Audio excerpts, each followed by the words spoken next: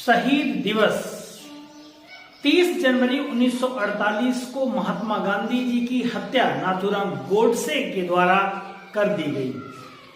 नाथूराम गोडसे ने नई दिल्ली के बिड़ला हाउस में प्रार्थना सभा के दौरान गांधी जी की गोली मारकर हत्या कर दी और यह घटना भारतीय इतिहास में एक बेहद दुखद क्षण था।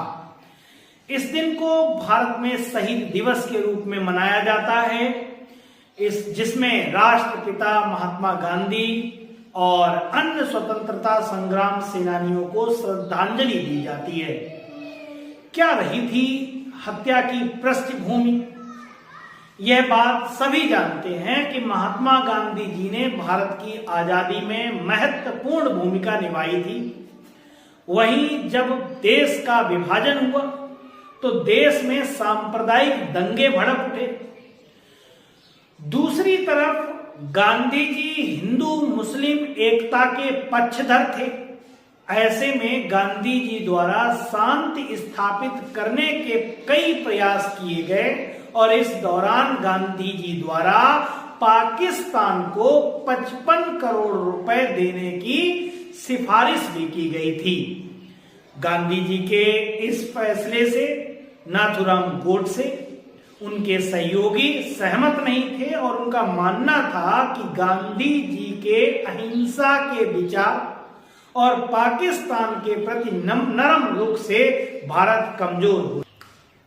ऐसे में यही वजह थी उन्होंने गांधी जी की हत्या की योजना बनाई। गोडसे ने गांधी जी को केवल और केवल राजनीतिक वजह से ही गोलियां मारी और हत्या कर दी। नाथूराम गोडसे ने महात्मा गांधी जी की हत्या इसलिए की थी क्योंकि उनका मानना था कि गांधी जी की नीतियां हिंदुओं के हितों के खिलाफ थी। गोडसे एक हिंदू राष्ट्रवादी नेता थे। समाचार पत्र पत्रिकाओं में संपादक भी रहे। उन्होंने अपना पूरा जीवन हिंदू चरमपंथी संगठनों में बिताया था। तो गोडसे का मानना था कि गांधी जी ने भारत के विभाजन के दौरान मुसलमानों की मांगों का समर्थन किया था। गोडसे हिंदू राष्ट्र की स्थापना करना चाहते थे। गांधी जी की नीतियां हिंदुओं के हितों के खिलाफ थीं।